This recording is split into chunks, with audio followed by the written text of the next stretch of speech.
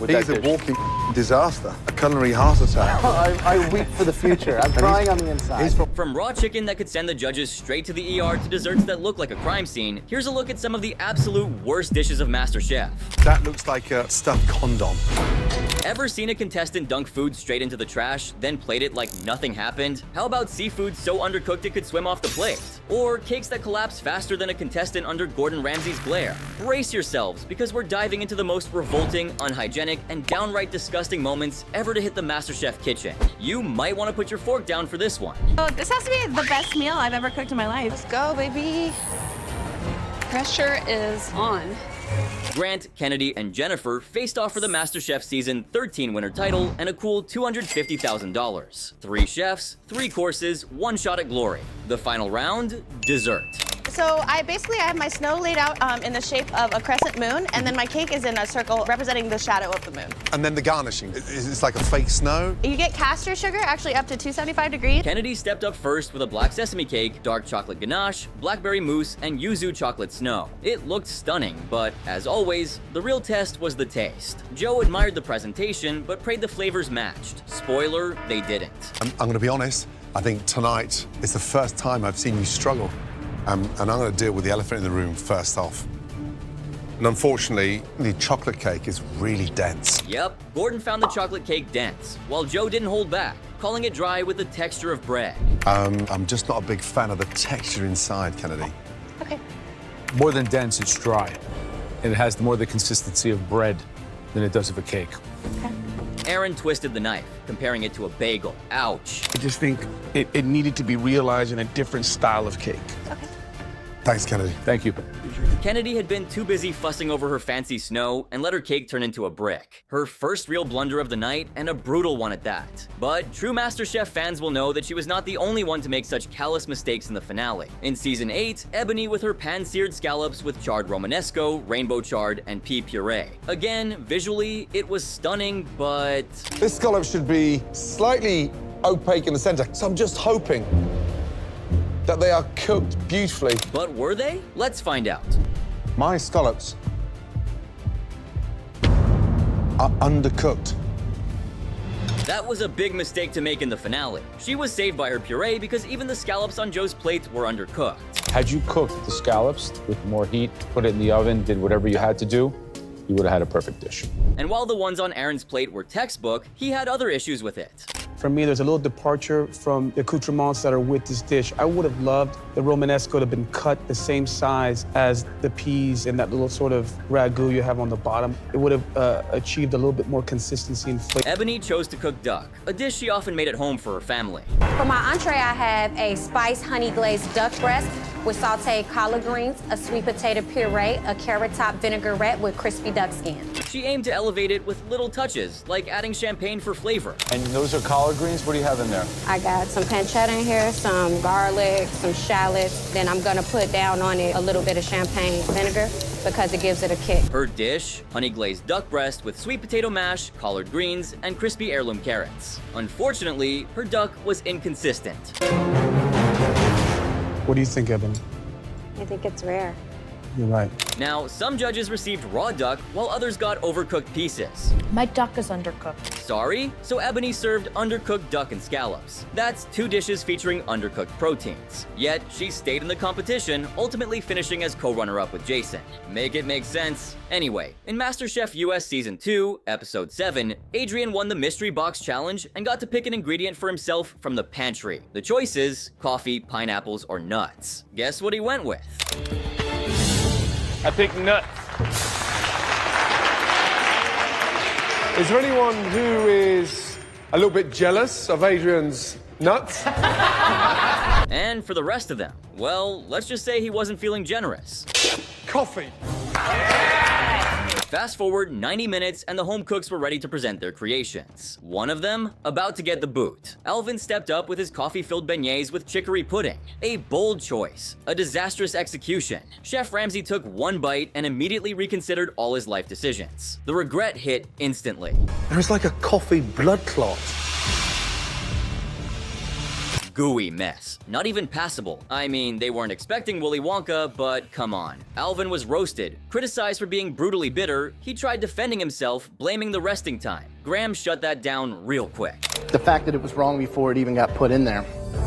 At my restaurant, we use some of these techniques, you know, but we never go around and try to trumpet that we're using it because it works. And if you know Graham, he's usually the nice guy. But this pudding personally offended him. Watch him struggle to process the betrayal. Things like this give what I personally do day in and day out a bad name. Alvin, my guy, yikes. Chef Ramsay sent him packing with a brutal reality check. I think you're courageous, but you must understand the basics before you become adventurous. Get that right? Having your dish compared to a blood clot is about as bad as it gets in the MasterChef kitchen. But Alvin took it on the chin, thanked the judges, and bowed out gracefully. Credit where it's due, he had the nerve to mess with molecular gastronomy under pressure. Unfortunately, the only thing he deconstructed was his chances of staying. Next, we move to this season's 12th episode. Pressure test, Eggs Benedict, classic, elegant, deceptively difficult. They had 30 minutes to get it perfect. And right from the jump, Giuseppe looked like a disaster waiting to happen. Vegetable. Poached egg. Poached egg. Despite Red Team's concern, Giuseppe is adamant all Italian chefs use dry pasta in spaghetti carbonara. When his turn came, yikes. His plate was a crime scene. Chef Ramsay took one look and pointed out that his egg had abandoned ship and was actively fleeing the plate. But the real horror? The eggs. Undercooked, not runny in a luxurious velvety way. Raw. As in gelatinous, gloopy, and an absolute health hazard. That's not Eggs Benedict, that's a salmonella starter pack. You sort of missed the muffin there. It just slide out, I know. Undercooked? It's a little undercooked. Speaking of salmonella, let's head to the top 9 stage of the season. The competition's getting serious. Precision is everything. And Alejandra? She served up undercooked pork tenderloin. Is this raw? I didn't realize. How are we gonna taste this? We can't taste that.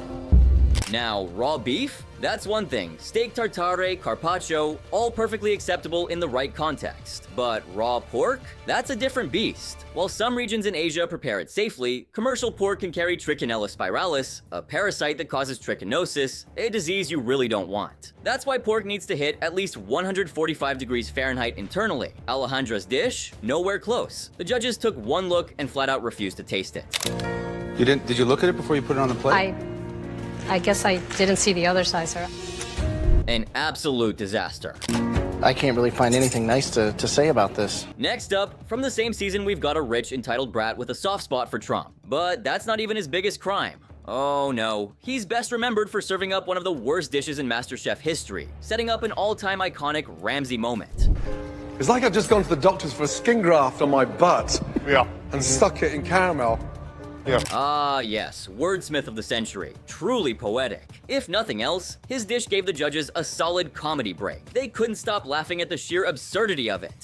That's rancid. And honestly, what was this? A stack of 15 crepes piled high like a collapsing Jenga tower of bland, rubbery pastry. No sweetness. I don't get a lot of coffee flavor at all. I don't get much of anything aside from the weird texture. I would be worried, actually, with what you made here. Not a hint of sweetness, no flavor, no effort. He might as well have served a tower of napkins. Oh, and just for context, he completely tanked his team the episode before, so this disaster was just the cherry on top. Alright, let's break this disaster down. First team challenge of the season, big stakes, 350 guests, 2.5 hours to prep, 2 to serve. Soup, salad, pizza, special of the day, dessert. Sounds simple enough, right? I never liked cafeteria food. It's very low quality, so I'm not really thrilled. Losing team? Straight to a pressure test. Someone's going home. Max and Derek get captain duties and pick their teams. Max rounds up Christian, Alejandra, Giuseppe, Tony, Tracy, Esther, and Jennifer. Derek grabs Susie, Adrian, Alan, Ben, Aaron, Jenny, and Christine. Max's team locks in their menu. All right, we're gonna keep it very fresh and simple. We're gonna do a salad, heavy on the vegetables, nuts and the cheese on the side. Okay, soup. We're doing a chicken vegetable chili. The pizza, we're doing arugula and prosciutto on top. We're gonna be doing little burgers. Okay, so it's like a slider. Yeah. And then disaster strikes. Mistake number 1. Max isn't even testing the burger meat. Needs to be reminded like a kid who forgot his homework. Have you tested that? No. If you haven't tested it, why are you making them? Okay. So you make your mix, You cook one off and you adjust. Yes, sir. More salt, more seasoning. Okay. But don't make 300 without tasting one.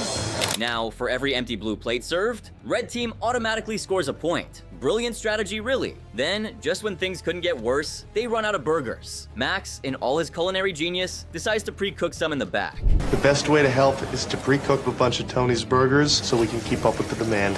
But wait, he doesn't just mess up, he super messes up. He slaps the burgers onto a dirty cookie tray. The best I could find is a tray that has some nuts on it. I'm in a hurry, and this is cafeteria food, not fine dining. I really don't care. There's nuts on the burger. Shocking no one, the entire batch gets trashed. 26 burgers, straight to the bin. They don't even look like a burger anymore.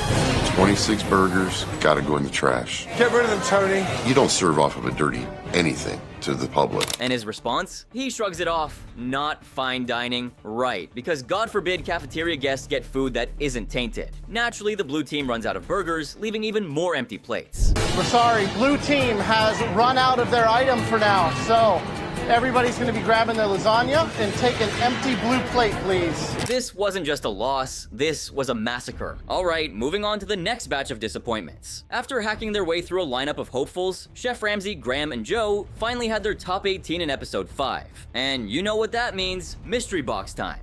And I'm sure none of you want your first day in the MasterChef kitchen to also be your last.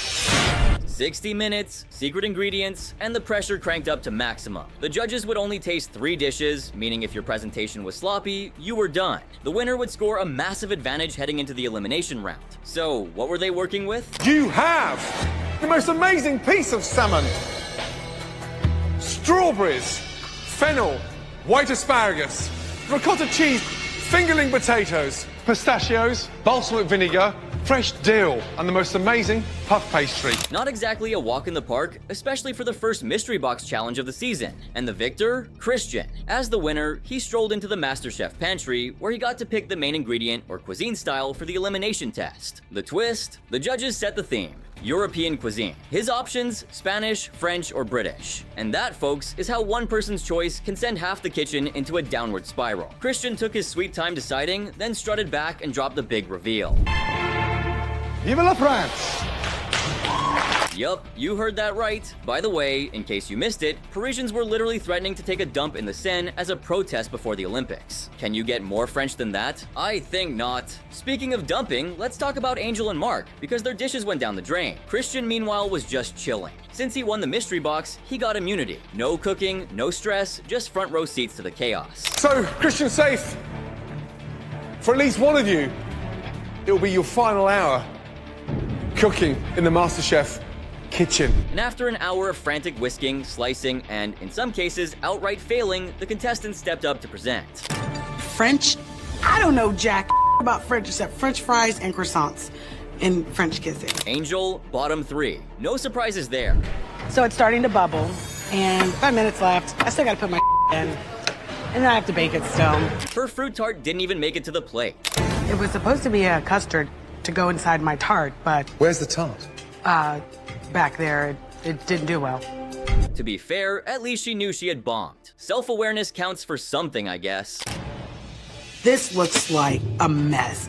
A hot, heaping pile of mess. But Chef Ramsay, not impressed. I already know it's a disaster. Yeah, no, you're not wrong. It's like the kind of dessert that give you for a month. You could say the French got the best of her. Next up, Mark and his peppercorn-crusted filet with garlic mashed potatoes. Sounds decent, right? Well, let's see how that went for him. What's in here? Shallots, rosemary, and garlic. And flour? I added a little bit of starch because it was raw, liquidy. Yeah, so he added raw flour to his runny mashed potatoes. There's raw flour in here. What? That is a severe technical error to serve raw flour. A culinary sin so heinous, the judges were downright horrified. There are several things that you can never do in cooking, and adding flour to a liquid mashed potato is one of them.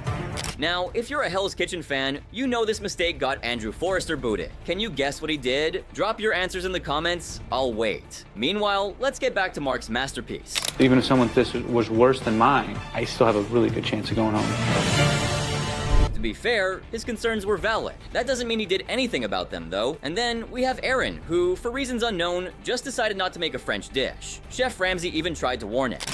Okay, so sweet potato fries. Yeah. Not very French. Right. And, look at him. The man was drenched in sweat, practically marinating in panic. Yet somehow, despite the very obvious red flags, he still charged ahead. I'm doing a carpaccio. A carpaccio? Yes. Which you know carpaccio is Italian. You know who wasn't sweating? Joe. In fact, he almost looked pleased. This is a carpaccio. Just stop there 2 seconds. We doing Italy? Do we switch countries? Kidding, he was shocked like the rest of us. But setting aside the geography fail, let's see how the dish actually turned out. The beef, it needs the olive oil and it needs the parmesan. Doesn't need the spinach and certainly not the sauteed mushroom. And good God, those fries. In the end, Chef Ramsay announced the inevitable. Angel was sent home. America, I cannot cook French food. But if you want an egg roll, if you want some fried chicken, if you want some collard greens, call me. I got you. But just when Mark and Aaron thought they had survived, Joe hit them with the plot twist, breaking that cardinal rule was unforgivable, and another contestant was also heading out. Mark.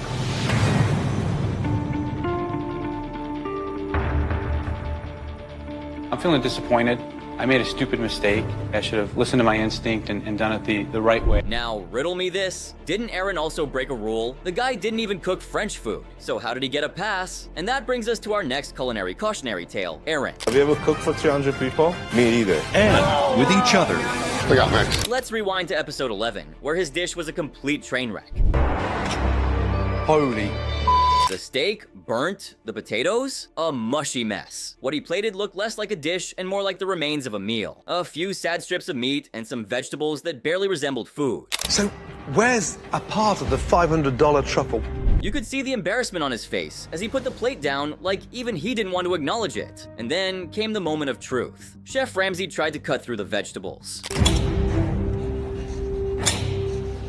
Let's just say it was a battle. They had the texture of a rubber boot, and even Chef Ramsay, who's seen it all, was struggling. Then he took a bite and spat it out immediately. You had an hour. His face said it all. No words could capture the tragedy he had just tasted. The entire room went dead silent. I am speechless. Aaron, Jennifer, and Adrian found themselves in the bottom three, and Ramsay, in his most dramatic fashion, declared that one of the dishes was the worst he had ever come across.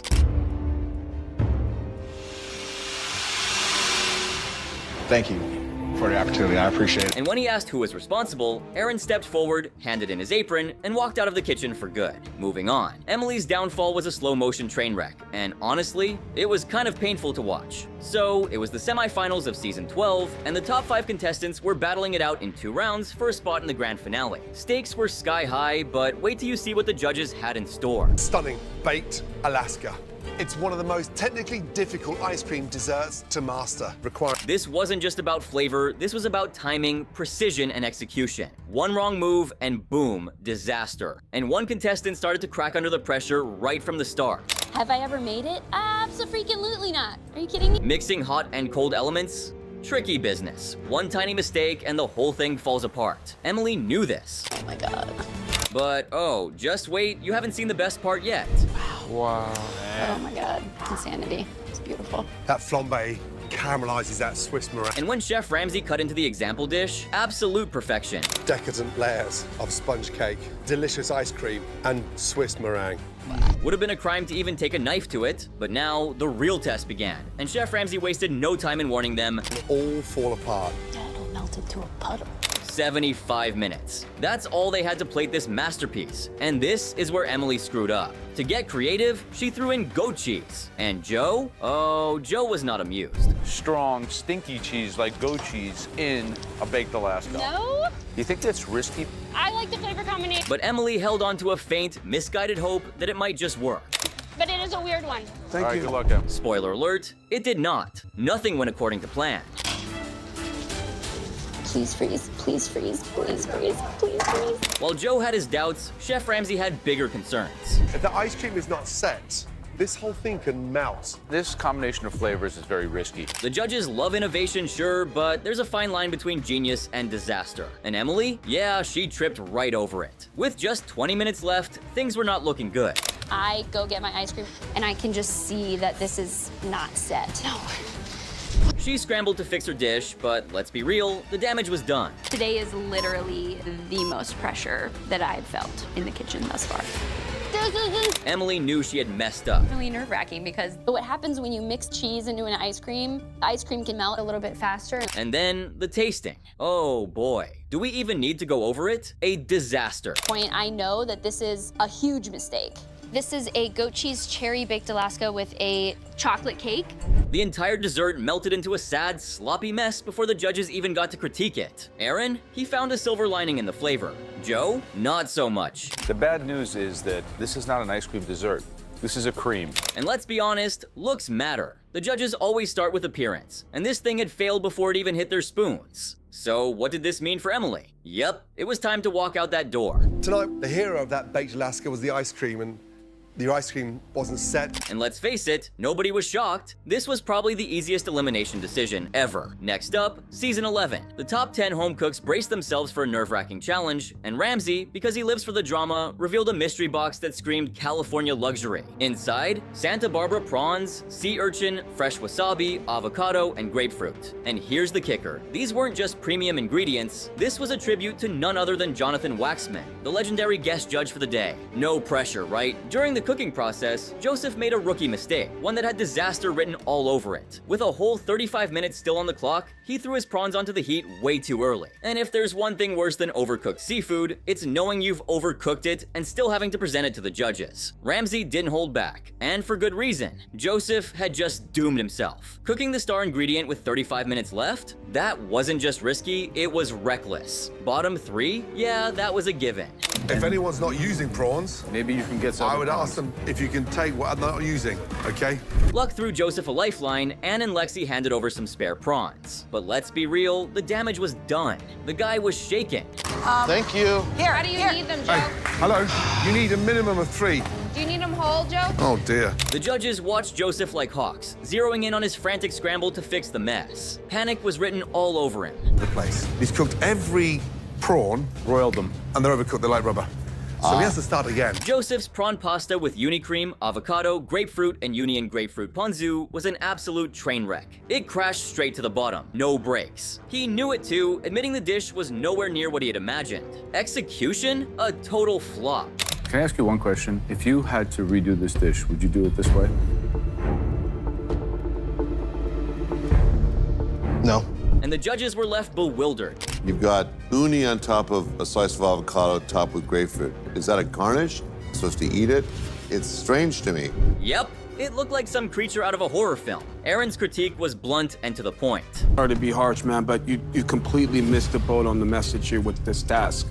The dish was a mess, sloppy, chaotic, and completely disjointed. No harmony, no finesse. But the real gut punch? Waxman's critique, he didn't just dislike it, he tore it apart with surgical precision. No Californian elegance, no balance, just a plate of wasted potential. Watch how he laid it all out. And how you arrived at this result, I'm flummoxed. As for Joe, well, he decided to rip him apart in his usual style. Joseph, look at the dish. It looks like a dump bucket. What a waste. Damn, that was rough. Like, really rough. But which dish would you rate as the worst of MasterChef? Don't forget to let me know in the comments.